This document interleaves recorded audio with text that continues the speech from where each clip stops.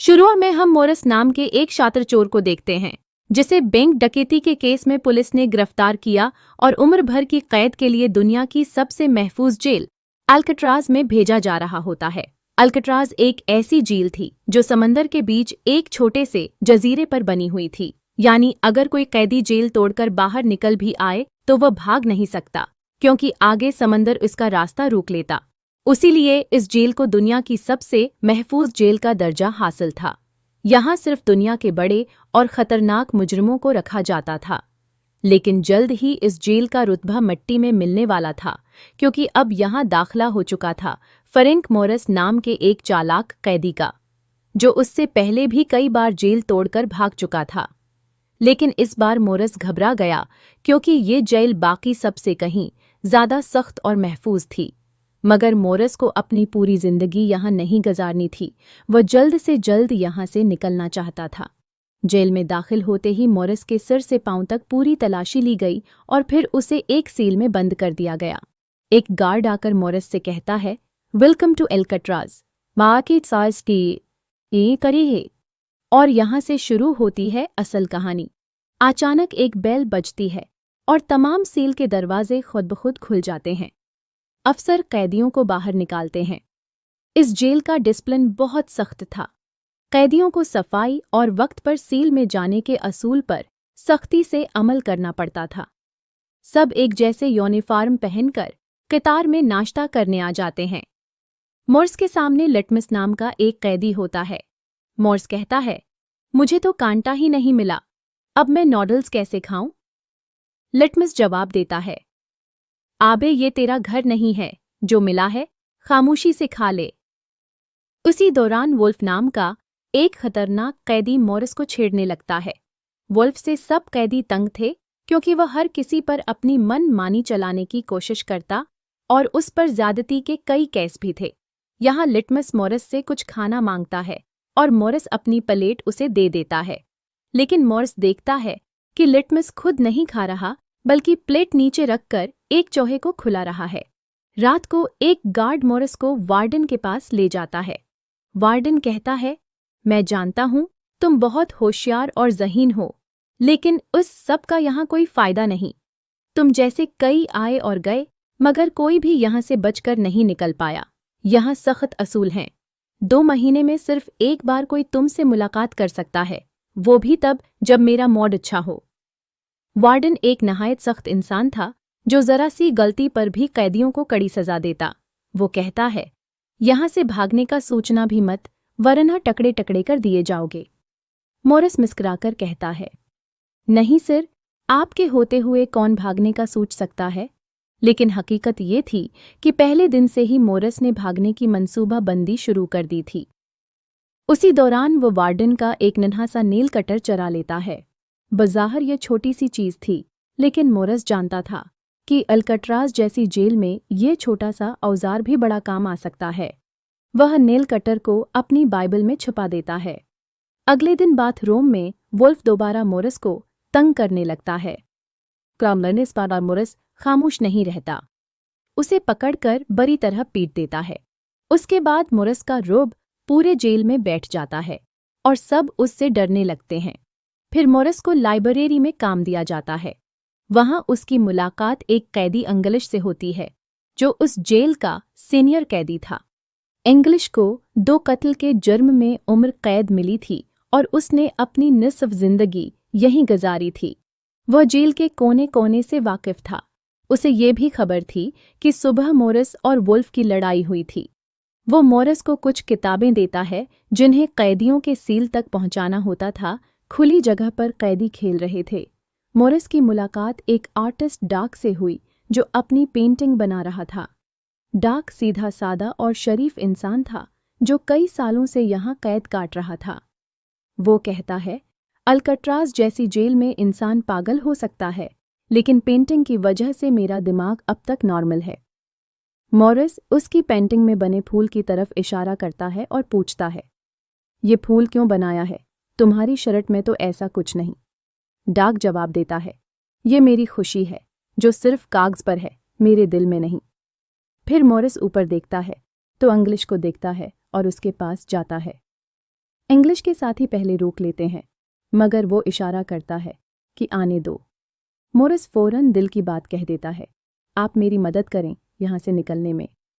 ये सुनकर इंग्लिश हंस पड़ता है और कहता है, बेटा ये जेल नहीं, हम सबकी कब्र है। यहाँ से निकलना है तो पहले मरना पड़ेगा। हमारी लाश ही कब्रिस्तान पहुँच सकती है। फर्ज करो तुम दीवारें फलांग भी लो, खतरनाक फोर्सेस से बच भी निकलो और किसी मौजज़े से सैकड़ों गार्ड्स को चुकमा दे भी दो, तो भी बचकर नहीं जाओगे, क्योंकि आगे समंदर तुम्हारा रास्ता रोक लेगा। इसलिए वक्त ज़ाया न करो और सज़ा काटो। कम अज़ कम जिंदा तो रहो। गैलिकन मोरिस अपने इरादे का पक्का था। वह हर हाल में इस जेल से भागना चाहता था। उस रात एक अफसर आकर मोरिस को बताता है कि कल से उसे कारपेंट्री का काम दिया जाएगा।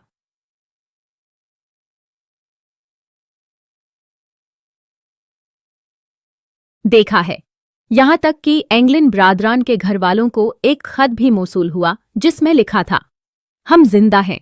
अगर ये सच था तो उसका मतलब था कि तारीख का सबसे मशहूर जेल ब्रेक कामयाब हो गया था। आज भी अल्कट्राज की यह कहानी दुनिया के सबसे बड़े राजों में से एक है। कोई नहीं जानता कि मोरिस और एंगलिन ब्रादरान वाकई आज़ादी की जिंदगी गुजार पाए या समंदर की लहरों ने उन्हें हमेशा के लिए नगल लिया। कई साल गुजर चुके थे। अल्कट्राज के कैदियों के फरार की कहानी लोगों के जहनों से धंधली होने लगी थी, मगर फिर भी ये मामला कभी खत्म न हुआ। दुनिया के कई अखबार उस पर खबरें छापते रहे। एक दिन एंगलिन ब्रादरान की मां की सालगिरह पर एक अजीब वाक़या हुआ। वह औरत अब बहुत बूढ़ी हो चुकी थी। खानदान वाले इस मौका पर उसके पास जमा थे। अचानक एक शख्स ने नोट किया कि दो अजनबी आदमी कुछ फासले पर खड़े हैं। वह दोनों खामोशी से अपनी मां को देख रहे थे। उनके चेहरे धूप की टोपियों के नीचे छुपे हुए थे। किसी ने हिम्मत करके करीब जाने की कोशिश की, लेकिन तब तक वह दोनों गायब हो चुके थे। खानदान के कई अफराद को यकीन था कि वो एंगलिन ब्रादरान ही थे, जो खफिये तौर पर अपनी मां को आखिरी बार देखने आए थे। उसी दौरान एक और दिलचस्प सुराग मिला।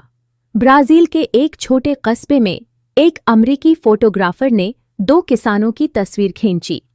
जब इस तस्वीर को बाद में FBI के एक रिटायर्ड अफसर ने देखा तो उसने चौंक कर कहा, ये तो मोरिस और एंगलिन हैं। लेकिन चूंकि सरकारी तौर पर केस बंद हो चुका था, इस पर मजीद कुछ न किया गया। इधर मोरिस की जिंदगी भी एक अलग रास्ते पर निकल गई। कहा जाता है कि वो जनूबी अमेरिका में एक छोटी सी कॉफी शॉप चला रहा था, जहां किसी को खबर ही नहीं थी कि ये शख्स दुनिया की सबसे महफूज जेल से भागने वाला मशहूर मुजरिम है। वह आम लोगों की तरह जिंदगी गुजार रहा था, लेकिन उसकी आंखों में अब भी वही चालाकी और आज़ादी की चमक थी। एंगलिन ब्रादरान एक छोटे गांव में किसान बन गए। वह पकने के का अपनी खेती बाड़ी करते, लेकिन गांव के लोग अक्सर हैरान होते कि यह दोनों इतनी मेहनत के बावजूद हमेशा चौंकने और महतात क्यों रहते हैं। शायद वो जानते थे कि अगर कभी उनकी शनाख्त खुल गई तो कानून उनका पीछा नहीं छोड़ेगा।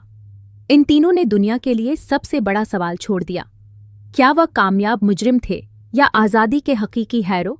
आज भी जब कोई सियाह अल्कट्राज की जेल देखने जाता है तो वहां गाइड अक्सर यही कहते हैं, यहां से कोई नहीं बच सकता था, लेकिन 3 आदमियों ने हमें हमेशा के लिए गलत साबित कर दिया। ये थी अल्कट्राज जेल ब्रेक की मुकम्मल कहानी। एक राज, एक मामा और एक कामयाब मंसूबा जिसने तारीख बदल दी। अगले दिन से मोरिस को जेल की कारपेंट्री वर्कशॉप में भेज दिया जाता है। यहाँ कैदी लकड़ी के सामान बनाते और पुराने टूटे हुए सामान की मरम्मत करते। मोरिस के दिमाग में फौरन एक नया प्लान जन्म लेता है। वो देखता है कि कारपेंट्री वर्कशॉप में कीलें, हथौड़े और लकड़ी के छोटे टुकड़े मौजूद हैं। अगरचा सब पर सख्त निगरानी थी, मगर मोरिस जानता था कि वक्त के साथ वो यहाँ से छोटे छोटे औजार चराकर अपने काम में ला सकता है। उसी दौरान मोरिस की मुलाकात 2 भाइयों से होती है, क्लेरेंस एंगलिन और जॉन एंगलिन। ये दोनों भाई कई बार छोटी मोटी जेलों से फरार हो चुके थे और अपनी चालाकी के लिए मशहूर थे। मोरिस ने फौरन समझ लिया कि अगर वो वाकई अल्कट्राज से निकलने का सोच रहा है तो ये दोनों भाई उसके बेहतरीन साथी साबित हो सकते हैं। मोरिस आहिस्ता आहिस्ता उनसे दोस्ती बढ़ाने लगता है। एक दिन वह लाइब्रेरी में बैठा होता है तो दोनों भाई उसके करीब आते हैं। जॉन एंगलिन कहता है, हमने सुना है तुमने कई बार जेल तोड़ी है, तुम्हारे दिमाग में भी कुछ चल रहा है ना? मोरस मुस्कुराकर जवाब देता है, हाँ, मगर ये जेल बाकी सबसे मुख्तलिफ है। यहां से निकलने के लिए हमें दिमाग और हिम्मत दोनों की जरूरत होगी। अब तीनों कैदी चुपके चुपके मिलने लगते हैं। थोड़े ही दिनों में मोरस को एक और साथी मिल जाता है, एलन वेस्ट, जो कारपेंट्री में काम करता था और बड़ी आसानी से छोटी चीजें छुपा लेता था। यों आहिस्ता आहिस्ता एक टीम बन जाती है, मोरस, एंगलिन ब्रादरान और एलन वेस्ट। पहला कदम यह था कि वह अपने सील के वेंटिलेशन ग्रिल, छोटे पंखे के सुराख को बड़ा करें ताकि वहां से रेंग कर बाहर निकला जा सके। मोरस ने चोरी शदा नील कट्टर से दीवार की प्लास्टर खोदना शुरू की। रात को जब जेल में खामोशी होती, वह आहिस्ता आहिस्ता दीवार खर्चता। आवाज छुपाने के लिए वह खुद गाना गंगनाता ताकि गार्ड्स को शक न हो। कुछ दिनों में उसने उतना बड़ा सुराख कर लिया कि उसके पीछे का खाली रास्ता दिखने लगा। लेकिन मसला ये था कि गार्ड्स रोजाना सील चेक करते थे, इसलिए मोरस ने कागज और रंग लेकर एक जाली ग्रिल बना डाला जो असल जैसा ही लगता था। अब अगला मसला था कि जब वह फरार होंगे तो बिस्तर पर कोई न देखे कि वह गायब हैं। उसके लिए डाक ने खुफिया तौर पर उनके लिए पेपर मेशे से जाली सिर बनाना शुरू किए, जिन पर बाल भी लगाए गए थे। रात को कैदी अपने बिस्तर पर यह सिर रख देते ताकि गार्ड दौर से देखकर समझे कि वह सो रहे हैं। इसी दौरान डाक ने एक पेंटिंग के पीछे छुपाकर रंग, गोंद और सामान उन्हें देना शुरू कर दिया। अंग्लिश भी छुपकर थोड़ी बहुत मदद करने लगा, क्योंकि वह मोरस के जज्बे को देखकर हैरान हो गया था। एंगलिन भाइयों ने एक और बड़ा कदम उठाया। उन्होंने जेल की बार्श का पानी जमा करने वाली जगह से रबड़ के टकड़े और पुराने बार्श रोकने वाले कोर चोरी किए और उन्हें जोड़कर एक छोटी रबड़ की कश्ती बनाने का मंसूबा बनाया। उनके पास एक छोटा सा हैंड पंप भी था जिससे वो उस कश्ती को फुला सकते थे। अब सब कुछ तैयार हो रहा था, मगर ये कोई आसान रास्ता नहीं था। जेल के ऊपर सख्त पहरा था, गार्ड्स के पास मशीन गन्स थे और चारों तरफ समंदर की तेज लहरें। एक रात सब तैयार थे, मगर एलन वेस्ट की कसमत ने उसका साथ नहीं दिया। इसका सुराख अभी मुकम्मल नहीं हुआ था और वो बाहर नहीं निकल सका। बाकी तीनों, मोर्स और एंगलिन बरादरान, अपना सामान लेकर सील से बाहर निकल आए। वह जेल की छत पर पहुंचे और फिर बारिश के पानी की पाइप से नीचे उतरकर समंदर की तरफ बढ़े। वहां उन्होंने अपनी रबड़ की कश्ती फुलाई और समंदर में उतर गए। उसके बाद उन तीनों का क्या हुआ, कोई नहीं जानता। सुबह का वक्त होता है। जेल के गार्ड मामूल के मुताबिक सब सील चेक करने आते हैं। हर कैदी अपनी जगह सो रहा होता है, लेकिन जब वो मोरस के सील के पास आते हैं तो उन्हें सब कुछ नॉर्मल लगता है। बिस्तर पर मोरस का सिर नजर आ रहा था, मगर ये वही जाली सिर था जो डाक ने बनाया था। उसी तरह एंगलिन ब्रादरान के सील भी सही लग रहे थे। सुबह के नाश्ते तक किसी को कुछ पता नहीं चलता, लेकिन जैसे ही एक गार्ड करीब आता है और मोरस को जगाने की कोशिश करता है, वो देखकर चौंक जाता है कि ये तो महज गढ़ा हुआ सिर है। घंटी बजा दी जाती है और पूरी जेल में हड़बोंग मच जाती है। वार्डन गुस्से से चीखता है, मैंने कहा था यहाँ से कोई भाग नहीं सकता, ये कैसे हुआ? फौरन पूरे जजीरे को बंद कर दिया जाता है। कैदियों को सील में कैद करके पुलिस और FBI को इत्तला दी जाती है। तफ्तीश शुरू होती है। जब सील की दीवारों को देखा जाता है तो पता चलता है कि तीनों ने कई महीनों तक मेहनत करके दीवारें खोद रखी थीं। अब पुलिस के सामने सबसे बड़ा सवाल था, क्या ये तीनों समंदर पार करके जिंदा बच गए या फिर पानी में डूब गए? फौरन हेलीकॉप्टर्स, किश्तियों और सर्च टीमों को रवाना किया जाता है। समंदर की लहरों में जगह जगह तलाशी ली जाती है। अगले दिन पुलिस को पानी में एक फटी हुई रबड़ की कश्ती के टुकड़े और एक लकड़ी का चम्मच मिलता है जिससे उन्होंने दीवारें खर्ची थीं, लेकिन तीनों कैदियों का कोई सराग नहीं मिलता। वार्डन ये ऐलान करता है, ये फरार हो ही नहीं सकते थे, वह समंदर में मर गए हैं। मगर कई माहिरीन ने इस बात से इख्तिलाफ किया, क्योंकि इस रात समंदर की लहरें अगरचा तेज थीं, लेकिन इतनी खतरनाक नहीं थीं कि कोई कश्ती बिल्कुल ही न बच सके। कुछ दिन बाद करीबी साहल पर एक थैला मिला जिसमें तस्वीर और कपड़े थे।